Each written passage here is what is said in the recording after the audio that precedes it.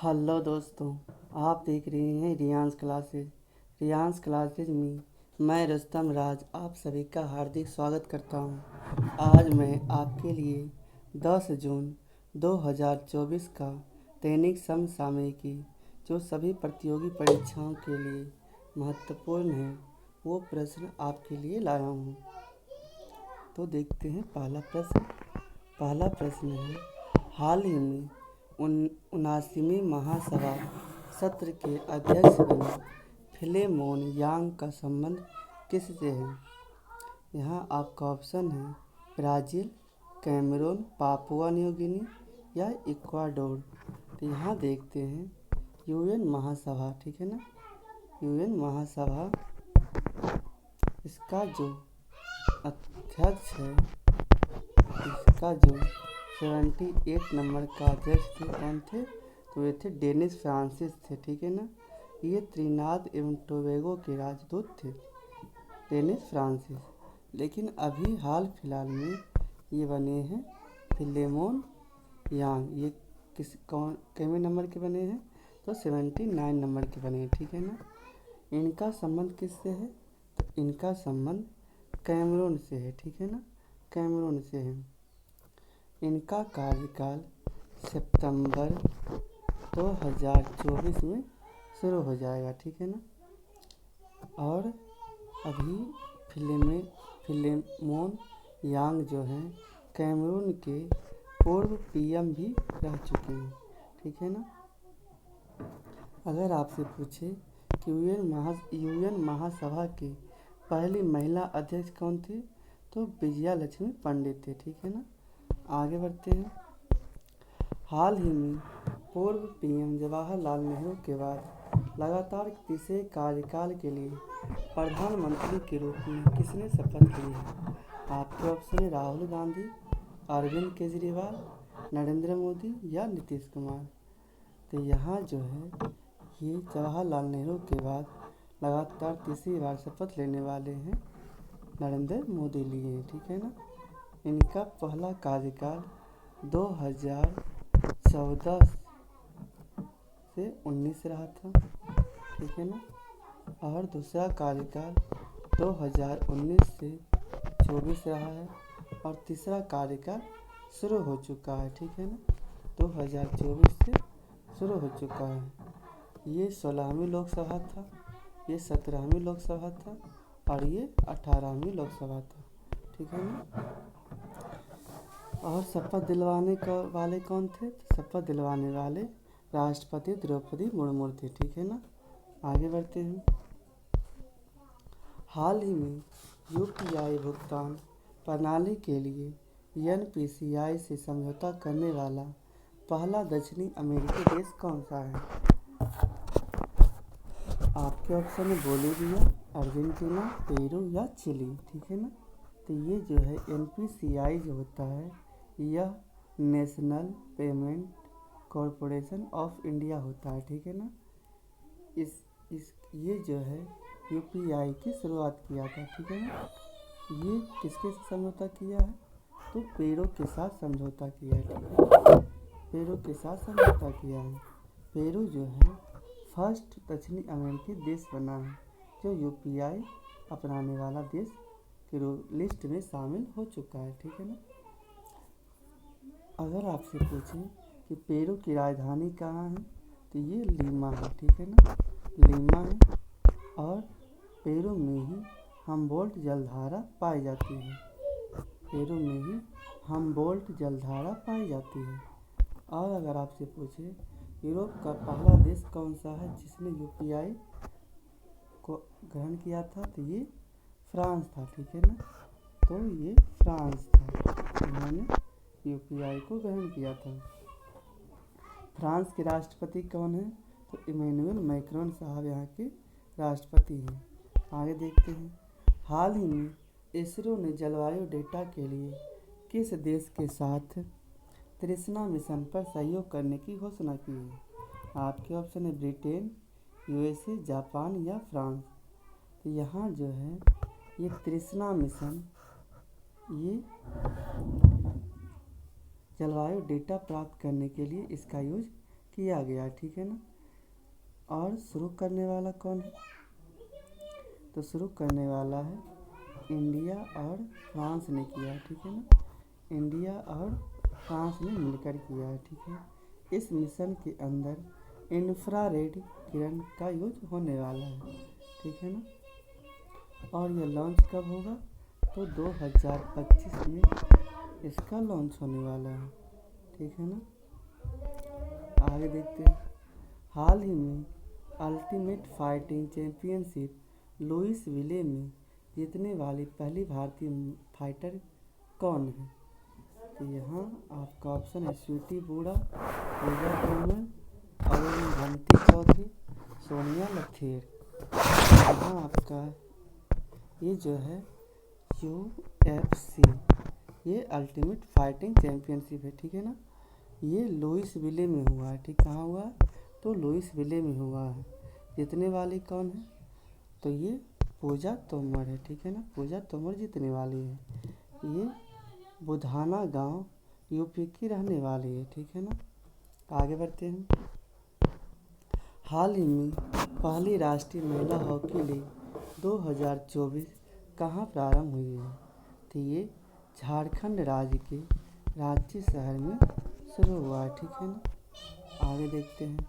हाल ही में पुरुष और महिला दोनों वर्गों में थॉमस और उबेर कप 2024 का विजेता कौन है, तो ये जीता कौन है, जीता चीन है, ठीक है ना। चीन जीता है और इंडोनेशिया हार गया है, ठीक है ना। इंडोनेशिया हार गया है। आगे देखते हैं। 30वीं सुल्तान अजलान शाह ट्रॉफी 2024 की विजेता टीम कौन सी है, तो ये आयोजन इसका मलेशिया में हुआ है। जीता पाकिस्तान, जीता जापान है, ठीक है ना। जापान है और हारा पाकिस्तान है, हारा पाकिस्तान है, ठीक है ना। आगे देखते हैं। हाल ही में सात्विक साईराज और चिराग शेट्टी ने इस साल का दूसरा पुरुष डबल्स का खिताब किस प्रतियोगिता में जीता है, तो पहला था फ्रेंच था और दूसरा था थाईलैंड, ठीक है ना। थाईलैंड था, ठीक है। आगे देखते हैं। हाल ही में किस देश के माउंट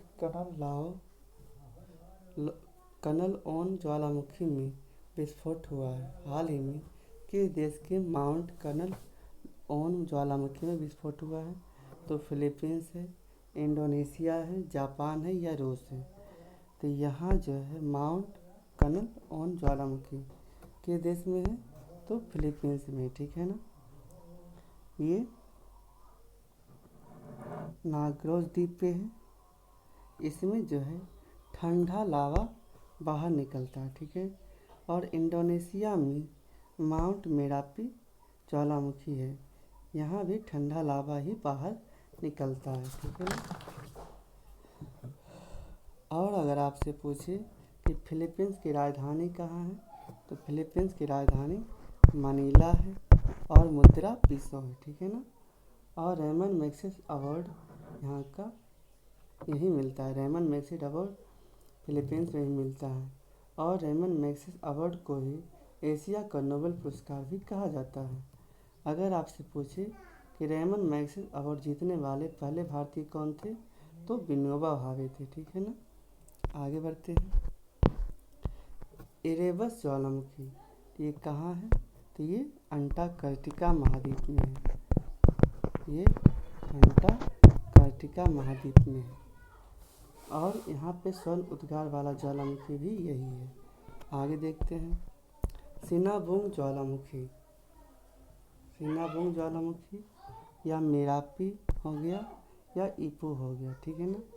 ये कहाँ है, तो इंडोनेशिया में, इंडोनेशिया में। ये बात आप लोग को ध्यान रखना है, ठीक है ना। माउंट मेरापी भी बता दिया कि इंडोनेशिया में है। आगे देख किलौवा ज्वालामुखी, तो यह जो है यह हवाई स्थान USA में है, ठीक है ना। आगे देखते हैं। माउंट ईबू ज्वालामुखी है, ये भी इंडोनेशिया में है, ठीक है ना। इंडोनेशिया में ही है। आगे देखते हैं। हाल ही में EY world entrepreneur of the year award 2024 से सम्मानित होने वाले चौथे भारतीय कौन हैं? आपके ऑप्शन है श्रीनिवास कुलकर्णी, राधिका सिंह, बेल्लन सुबैया, आलोक शुक्ला। तो यहाँ आपका आंसर होता है ये है बेल्लन सुबैया है, ठीक है ना। और जो है ये चौथे भारतीय, ठीक है ना। और पहले तीन कौन है? तो नारायण मूर्ति है, उदय कोटक है, किरण मजुमदार है और चौथे बेल्लन सुवैया चौथे हुए, ठीक है ना। आगे देखते हैं। हाल ही में खगोल विज्ञान में प्रतिष्ठित 100 पुरस्कार के लिए किसे चुना गया है? तो ये श्रीनिवास कुलकर्णी को चुना गया है, ठीक है ना। श्रीनिवास कुलकर्णी को चुना गया है। आगे देखते हैं। हाल ही में यूनेस्को गिल्लेर्मो कैनो पुरस्कार 2024 से किसे सम्मानित किया गया है?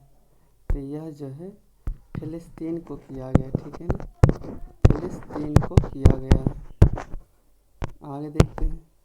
हाल ही में दूसरी बार green Oscar Whitley award gold award 2024 से किसे सम्मानित किया गया है? तो यहाँ आपका आंसर होता है पूर्णिमा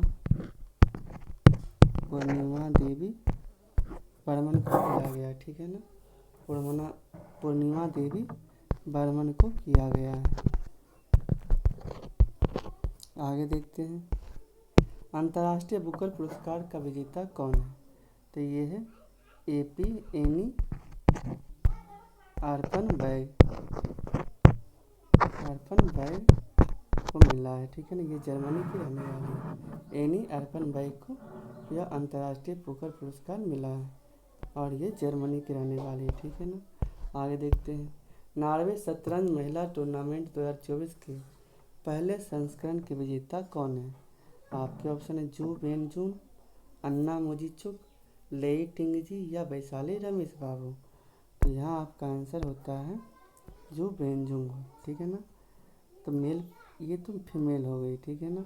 मेल कौन है? तो मैग्नस कार्लसन मेल में विजेता है, ठीक है ना। आगे देखते हैं। कैंडिडेट चेस टूर्नामेंट सबसे कम उम्र में जीतने का इतिहास किसने रखा है? तो यहाँ आपका आंसर होता है डी गुकेश साहब। आगे देखते हैं। भारत के 85वें ग्रैंड मास्टर अभी हाल ही में कौन बने हैं? तो ये श्याम निखिल। आगे देखते हैं। अंतर्राष्ट्रीय शतरंज दिवस कब मनाया जाता है? अंतर्राष्ट्रीय शतरंज दिवस 20 जुलाई को मनाया जाता है, ठीक है ना। 20 जुलाई को मनाया जाता है। आगे देखते हैं। भारत की 84वीं ग्रैंड मास्टर कौन थी? तो ये वैशाली रमेश बाबू 84वीं ग्रैंड मास्टर थी, ठीक है ना। आगे देखते हैं।